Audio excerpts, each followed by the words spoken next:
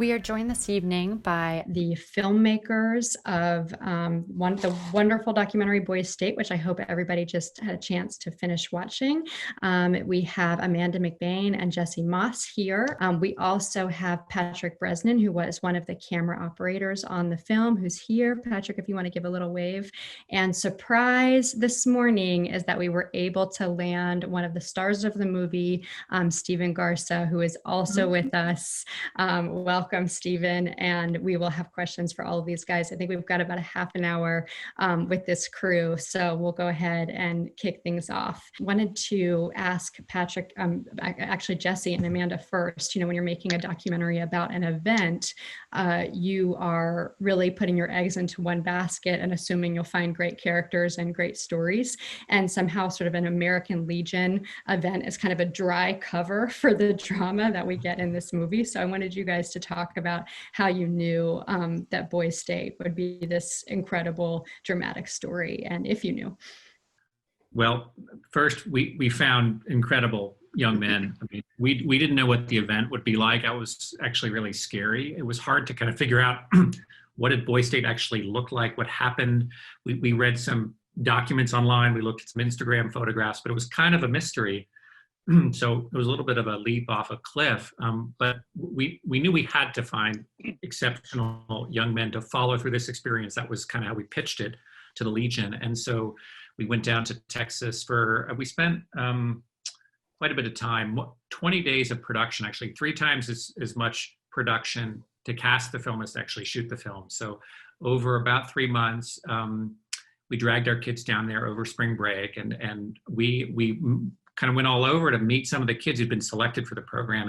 And there was no formula, who's interesting and what are we looking for. And the young men you met in the film, I mean, the 3 we met beforehand, Steven, Ben, and Robert, just kind of cast themselves. They were so interesting. They were ambitious. They were smart, politically sophisticated. We realized what we were looking for with them. So of course we had no idea what trajectories they would follow at the event. Would they be successful? Robert told us he was going to go big or go home, which was kind of the attitude we wanted. We knew that the race for governor was going to be, we thought that the drama was going to hinge on that and the highest office of Boys State. But we had no idea that the party formation was going to play such a significant role in our story. So, and then it was just, kind of throwing ourselves into the maelstrom and kind of actually building a team of artists to collaborate with us to do that. Yeah, and I wanted you to talk a little bit about that because, I mean, it's the event takes place so quickly and there's this breathless pace to the movie and probably also to the filmmaking. So can you describe a little bit about how you made that work? And would love to hear from Patrick too about this.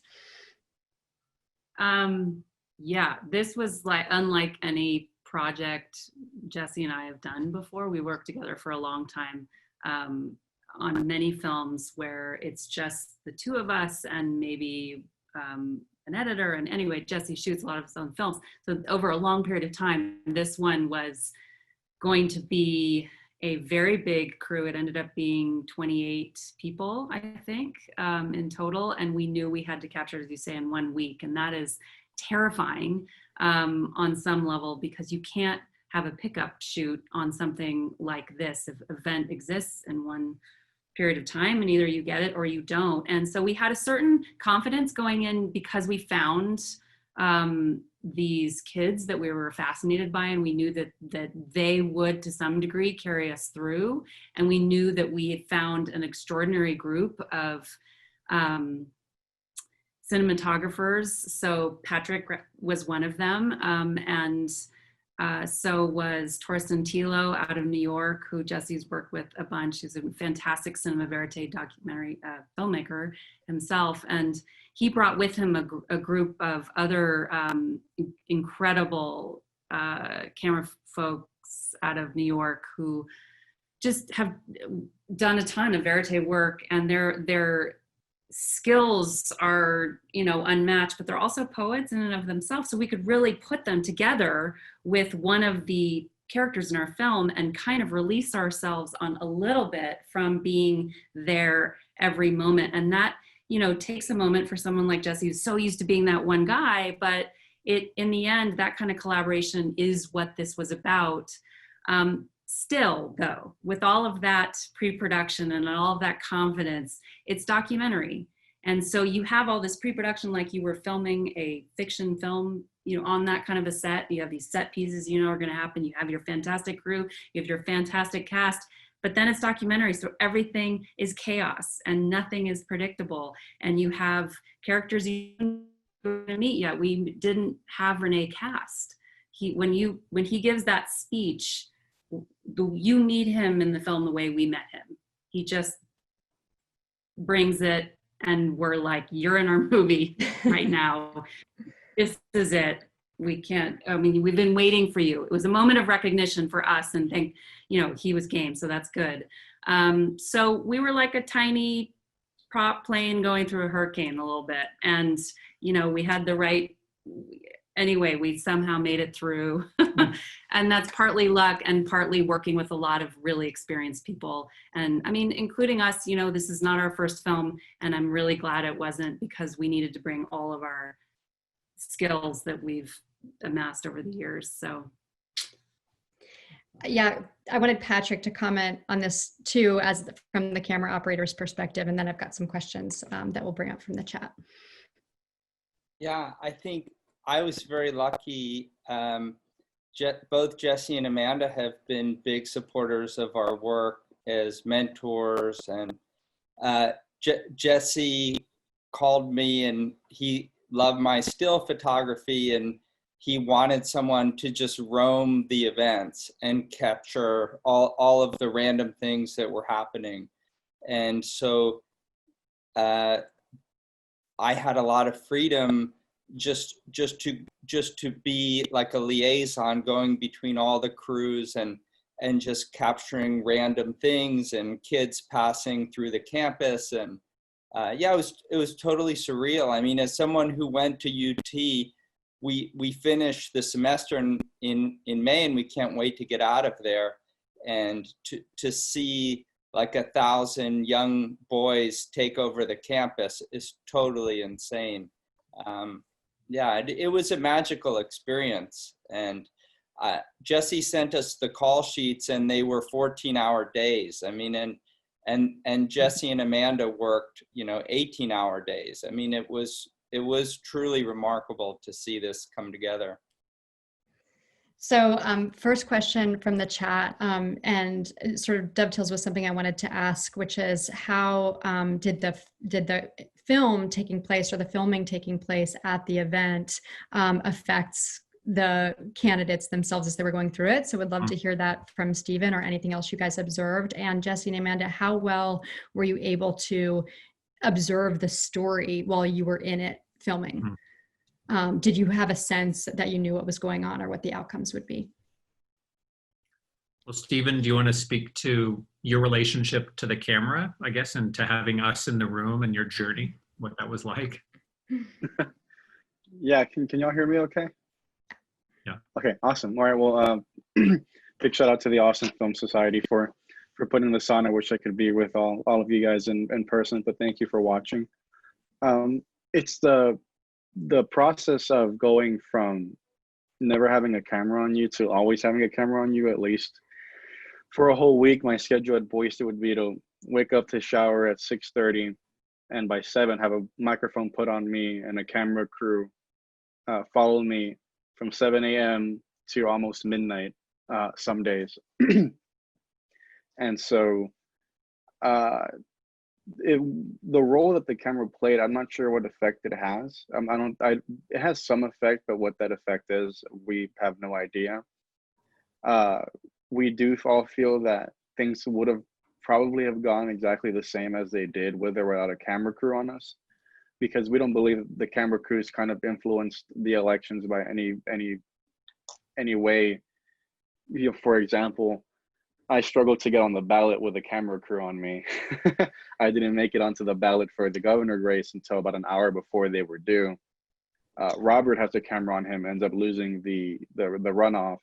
I end up losing the general election, and Eddie, who doesn't really get a camera crew on him until about more than halfway through the program, ends up winning the entire thing. So what the camera does do that I know is it kind of lights a fire under you to kind of push yourself and being conscious that everything you're doing is being filmed and that your 17-year-old self is going to be immortalized by what you do in these next 66 days. And so another facet was just becoming, you know, friends with the camera people. And because, you know, like Patrick, like Torsten, like the people, you know, Drake Roy and Daniel Carter who were following me, we were walking 10 miles a day on average in the sweltering Austin heat, in jeans with our shirts tucked in, trying to campaign. And they, as the cinematographers, were following us with 40-pound rigs on their shoulders up and down UT Austin. They suffered a lot more than we did. And honestly, I just having their friendship and kind of just the banter between myself and, you know, even Ben and Robert with the camera people, you know, forming like a friendship of trust, of, you know, having the trust that they're not gonna, that you're in the right hands being filmed, was very, very important to me especially, and to all of us subjects as a whole. So Amanda and Jesse, in terms of the story and sort of watching it unfold, did you, when you were filming, did you have a sense of where the wind was blowing politically? We did. I mean, we would debrief at the end of every day. Usually we drink a Lone Star at midnight and kind of wind down and hear from the DPs about, you know, what they'd seen in special moments. And we kind of knew the overall shape of the story as it was coming together, and obviously very surprised that both the guys we picked were excelling and that they were beginning to intersect, which was great. You know, one thing, as Steven was talking, I was thinking about, you know, on a longitudinal film, you have a year, sometimes 2 years, to build a relationship of trust with your subject. And we didn't have the benefit of that much time. And so we were asking a lot from them. And one thing that we wanted to do is, you know, we knew the event would move quickly, but we wanted, we built this interview set up, and they're so scheduled, they're over scheduled, but we would sort of drag them into this set and get 15 or minutes or half an hour and sit them down. And actually through the week, I think as they became more tired, it became more intimate and more reflective, but they were really honest in those sessions. And I think there's not much of it in the film. We didn't shoot that much interview, but what we did shoot was really, we used so much of that. So it was like gold. I mean, I'm not sure we expected that to be such a powerful space, but it ended up, I don't know, Steven, what did that room feel like to you? I mean, it really just felt like a time to be quiet and reflective. Just is not, there's no other space like that in that event. Yeah. So I think for some part of, anyway, you tell me. It was an escape from the hell that was going on outside of that room. Because you have the banners and the band and the people and the yelling and the cheering and the backflips and the rowdiness and the chants, and you just can't hear yourself think. And if you can't hear yourself think, you know, you're losing your mind. You're campaigning, you're writing speeches, you're developing strategy in your head. There's never really a time, even during, you see how intense we are eating our breakfast. We look like we have, you know, we're so intense just drinking our apple juice and just thinking like, oh God, I gotta go do this, and this. We're done eating in 5 minutes and we're going to shake hands and campaign after that. So these interviews are really a time for me personally, to decompress and just kind of like, and you see why I get so, and I always laugh when I see myself in one of the last scenes in the film, just laying there because I'm so exhausted and I'm defeated. You know, I lost the race and I'm so exhausted and I'm emotionally spent, and I'm able to just kind of talk about a lot of things that I forget what we were, because with the editing and all that stuff, I think I ended up talking about professional wrestling for 20 minutes or something with Amanda and Jesse. Yeah, you know, so it was definitely a time for me to just kind of relax and relax my mind and kind of stop thinking about the campaign and just kind of catch them up on like what's my experience like, what I'm feeling, and kind of being actually able to have a one-on-one conversation or one-on-two conversation with somebody that's, you know, it's pretty, you know, without any of the background stuff going on. It helped so much. It was like, oh, please God, take me away for a little bit. Stephen, it was nice. we have some other questions for you. So I'm going to ask some of the questions from the comment. One is, what are you up to now? And do we know what Renee is up to now? I don't know who is in touch with him. And Nick Barbaro wants to vote for you. So you can tell us how we can do that. Thank you, Nick. Yeah. So I actually, I was in college. My freshman year just concluded this past May. I was at the University of Texas at El Paso, but I was able to transfer. I got my transfer acceptance to UT Austin about yeah, about 3 weeks ago. I got it. So, and actually Renee is actually there right now. Renee is there studying as well. So right now I'm majoring in government. So to help, you know, with political science is what it is. UT calls it government for some weird reason. So doing well. I actually, me and my mom and my stepdad tested positive for coronavirus earlier this week. We all feeling a lot better now. Still kind of dealing with the side effects, but you know, it's a lot of good. There's the film stuff going on. There's the college stuff going on. There's having COVID going on. In my life, it's a bunch of things, and it's a lot. But I mean, we're all okay. We're all safe. We're all feeling a lot better. As regards to voting for me, I'm not sure. I'm trying to just kind of take this one semester at a time and see where I'll end up. But maybe one day, who knows? You know. But I'm definitely interested in continuing pursuing politics, at least on a working for government or working on a campaign level. But if ever comes an opportunity where I think that I need to step up to that plate of elected office, we'll see how that goes. So we're glad to have your support though, Nick. I'm glad you're feeling better. And another question from the comments is, how is your relationship with everybody post Boys State?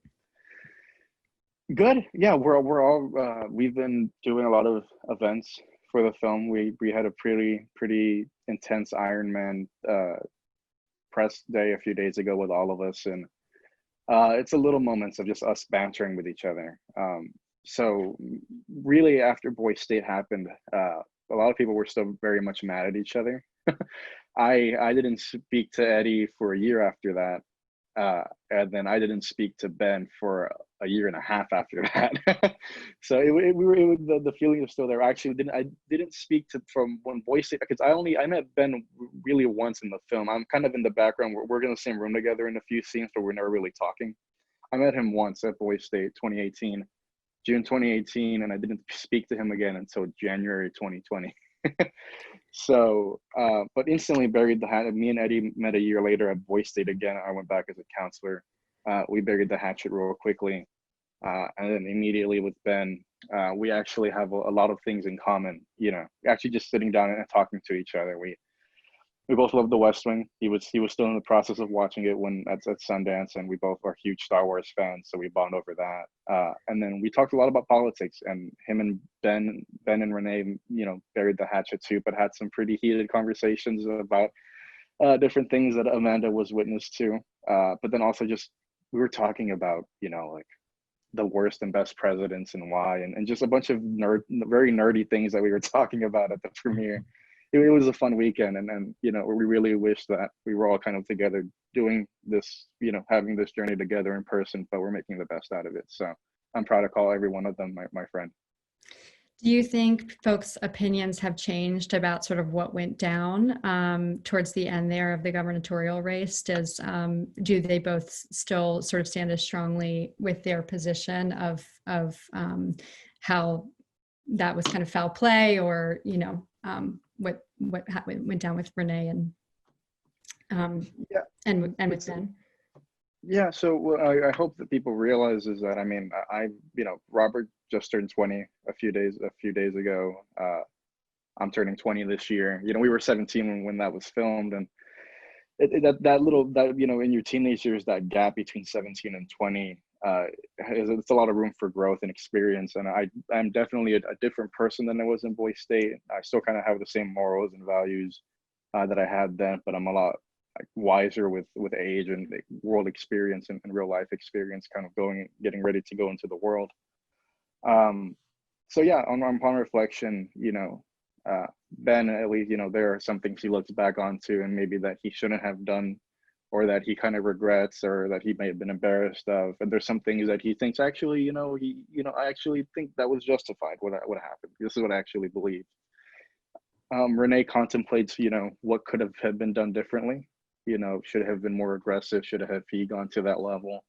I also think, what could I have done differently to maybe win the election, And I'm sure, Robert has, you see him in the film have that conversation with himself, which is my favorite part of the film, is his conversation to the camera, but it's really him talking to himself and having a conversation like, this is wrong.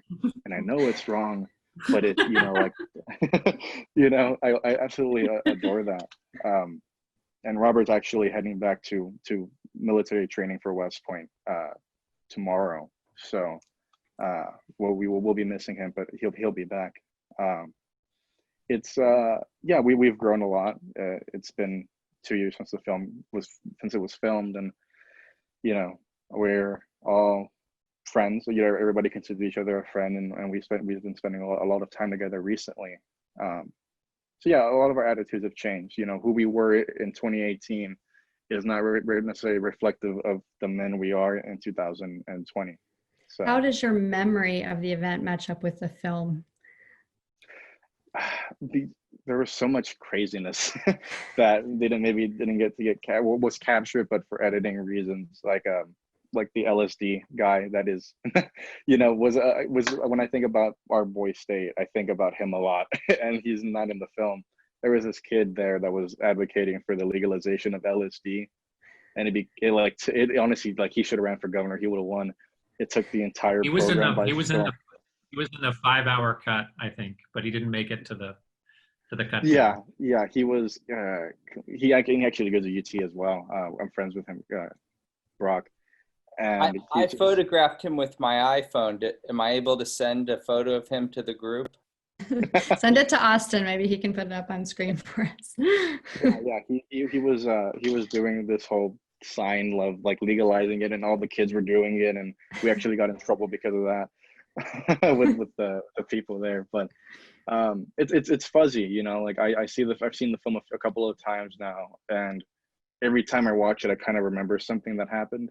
And it's a crazy week, and there's so many little details that I forget, and then so many details that I'll never forget, like like the Caleb advocating for that. There was so much. I know there were governor speeches where that guy said that he was going to be a father. If you remember that, Jesse and Amanda. Yeah, that was radical. Yeah. Steven, I've been quoting you, quoting Napoleon. That's what I've been doing this week. Not very well, I think. So there were so many things we loved about Steven when we met him.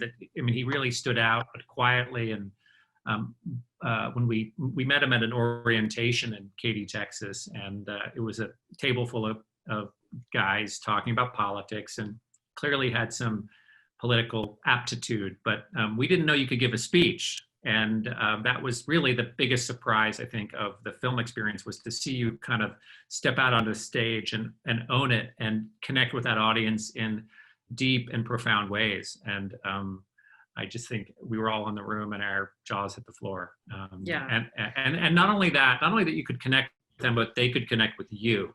I think those were the two surprises of the film, that you could summon, as Robert points out. That you actually understood what they wanted was something different than what he thought they wanted.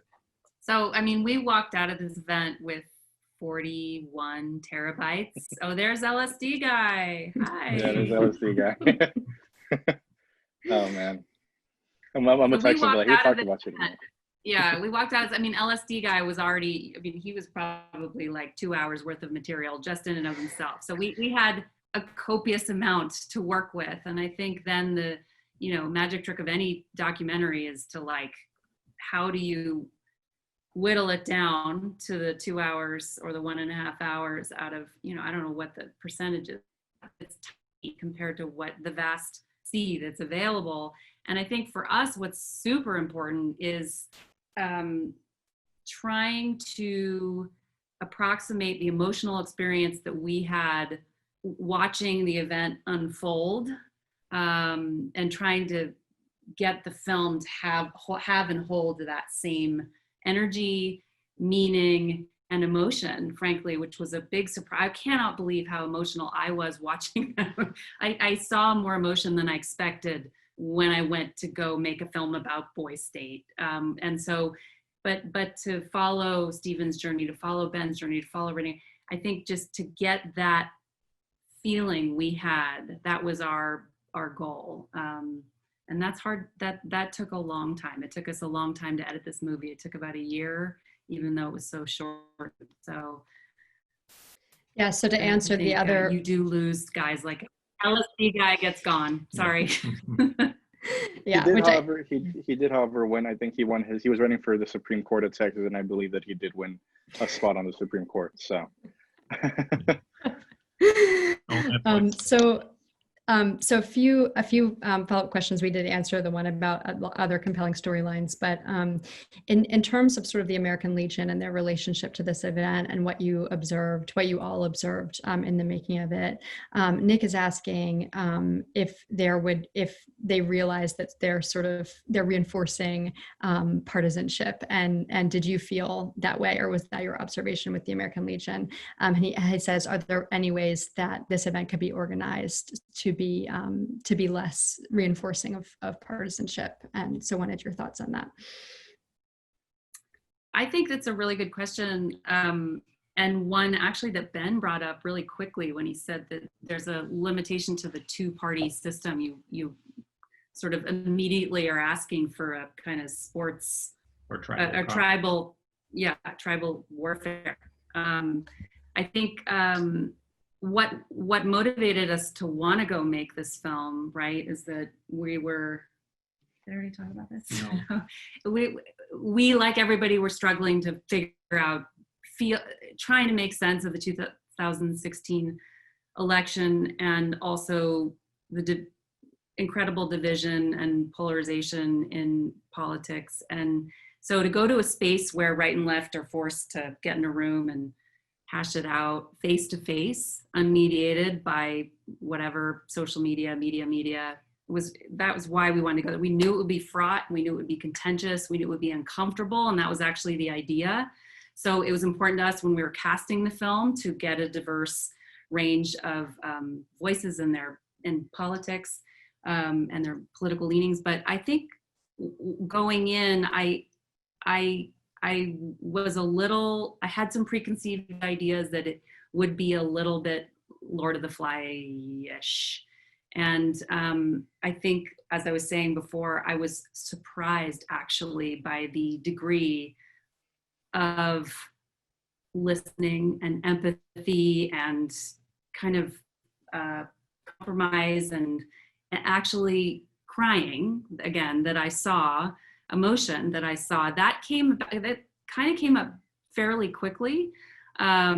So it surprised me that someone like Steven and Renee were able to harness power with integrity in a room that was very conservative, so very politically different from their own politics, and then really draw them to their better selves, right? That's what Robert is talking about. You know, he sort of miscalculates and thinks, I'm gonna do this way, and it's gonna get the gallery on my side. And actually, he miscalculated. And I thought that was a really interesting. So there's a lot to be scared of, but I think then I walked out, wow, there's a lot to be hopeful of as well, even in this environment, which is very conservative.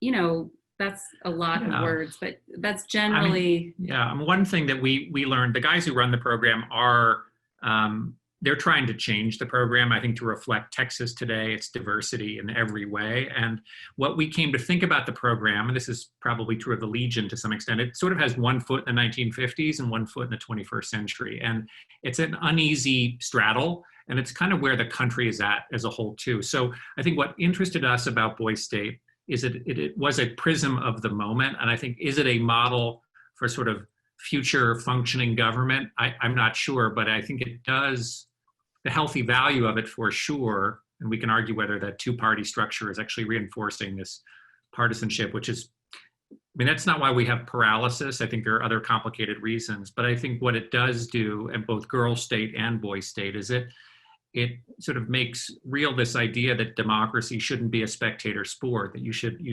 kind of learn to throw yourself into the process, and that the healthy functioning of our democracy depends on the citizenry's willingness to do that. And, you know, I think we don't have much to tell 17-year-olds today because they're growing up in a world that has not taken care of and solved their problems, and they're not waiting for us. As Steven says in the film, let's show the adults that the kids are all right, and they are. It's us who are not all right. And I think they're taking on leadership of political movements, you know, whether it's in Black Lives Matter, which you asked about Renee, and he's actually decided not to pursue electoral politics, but rather to focus on, he lives in Pflugerville, so near Austin, and he's really focused on serving his community and looking at racism in Austin and sort of understanding that kind of on an institutional level and then working to address it. And so for him, he's decided as a result of Boy State not to run for office, but to do his work in a different way. And what I like about meeting all these guys again now, in the 2 years after we shot the film, is they're all pursuing service and action in different ways. And I just, you know, there's not one way to do it, and I like that. So we're close to running out of time, but I did want to get to a few more questions over here. One is remarking about that you have followed a lot of conservative issues and politics in your filmmaking career. And the question was, do you find it difficult to separate your own politics from your filmmaking, or how do you sort of remain even-handed in telling these stories when from your side of the political spectrum? Well, I don't think, I mean, I don't try to separate my politics. I think my politics infuse and inform every decision that I make and we make as filmmakers, as storytellers, and who we cast and how we approach the story and our relationships in the filmmaking process, and what we leave in and what we leave out of the film. I think the decision to leave LSD Man out was not political. That was like a purely narrative reason. But, and, you know, I think that it's true. For me, and for us, I think it's always been really interesting. You know, I'm left of center, worked in democratic politics in my 20s. But I've always been very interested in sort of crossing the boundary and talking to people who are right of center, and whether it's an institution like Boy State or the U.S. Army, and or a conservative Lutheran pastor in the oil fields of North Dakota, who I had politically very little in common with, but actually I discovered that there was a lot we did share and that we could connect over. And I for me, and I think for us, those are the journeys that I think we've liked to go on as storytellers and filmmakers. And just as people trying to understand this crazy, fucked up world that we live in. And we know that sort of we've all kind of been forced into these silos in our lives, and that's left us in this, I mean, it's not the only reason we're in a bad place, but and I don't think that the film is like, you know, I think there's politics in the movie. I think the film is not neat and tidy, and I think it's not agitprop, and it's not, you know, going to tell you, but, you know, the world's a complicated place, so. And did you consider filming Girl State? This is another question from one of our audience members. And what would that have looked like? Do we know? Yes. And when these programs, you know, not if, but when they come back in real life and these people collect again, I do think it'll be really, really interesting to go to Girl State and, you know, meet some more kids. Like, you know, who's the female Steven, who's the female Renee, who's the female Ben. I think we also didn't yeah, and there's also Girls Nation, which is potentially interesting, where girls run for president. So that's, never happened before. So I think all these things are really interesting. I did not want to make them at the same time, because then or put them in the same movie ever, because then that's about comparison. That's like not interesting to me. But we also, I think if they were, as Steven says, if there was People State and there were boys and girls in the same program, that's probably where the program is headed, I think. The guys in Texas told us who run the program that if a girl applied to Boys State, that they would let her in. So I think that indicates that, they may be evolving. Yeah, I think we'd love to do that whenever we can start filming again. Yeah. Yeah.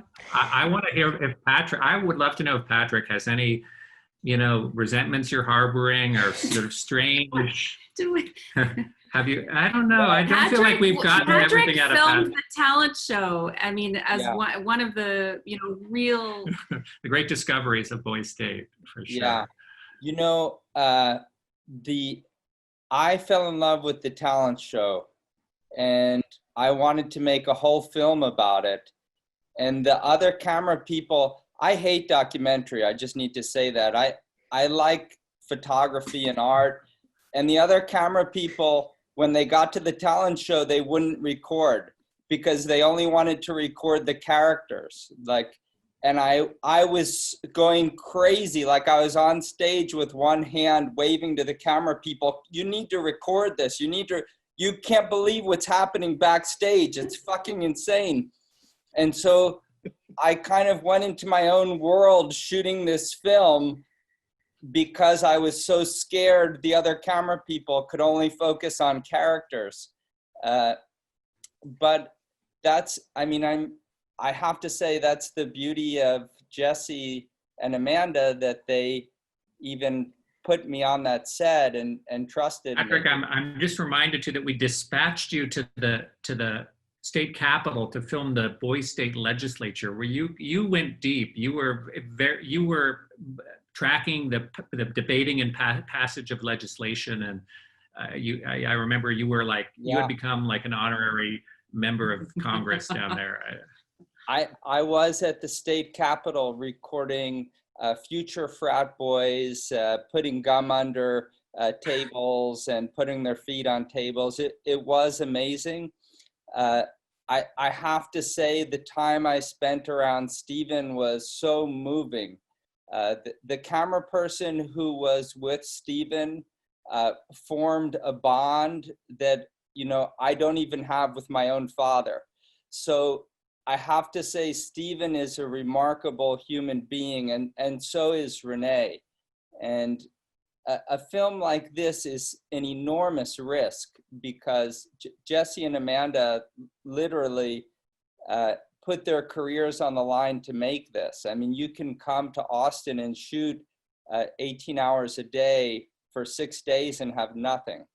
And I think this film is truly a masterpiece. So yeah, it's great cinema takes risk.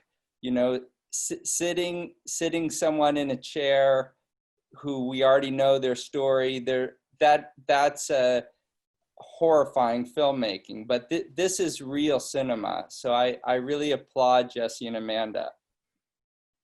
Hear, hear. Thank you for sharing your story, Patrick. That is great. So wonderful, and I couldn't agree more about the risks taken and the in service of this amazing movie. And we are out of time because these guys are like back to back tonight. But I did want to say if anybody wants to turn on your camera, just putting it out there in the next minute or so, we'll take a picture and then we can have a picture for Jesse and Amanda of the Texas audience.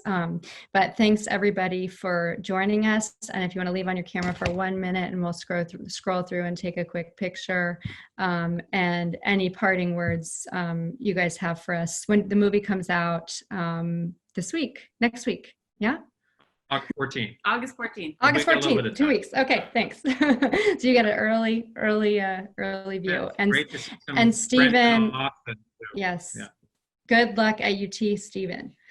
Thank you. Hope Tell your see you family to guys get well around. soon. Thank you Thank guys you. so much for watching the film and for staying for the conversation. We really appreciate it. It's been a Yes. pleasure. Thanks, Holly, Thank you, too, Texas. and AFS. Thank you, Holly. No, thank you Steven. guys. Our pleasure. And Thank thanks you, everybody Patrick. for Let's joining get us. Steven and Renee really great internships here in Austin. I'll reach out to you, Nick. But these two kids are amazing. Yeah, they are. Thank you All so right. much. Thanks, you, guys. everybody. Have a good All night. right. Have a good Take care. weekend. Bye. Have a good one. Thanks for joining us. See you guys. Bye now. Bye, Bye. everybody.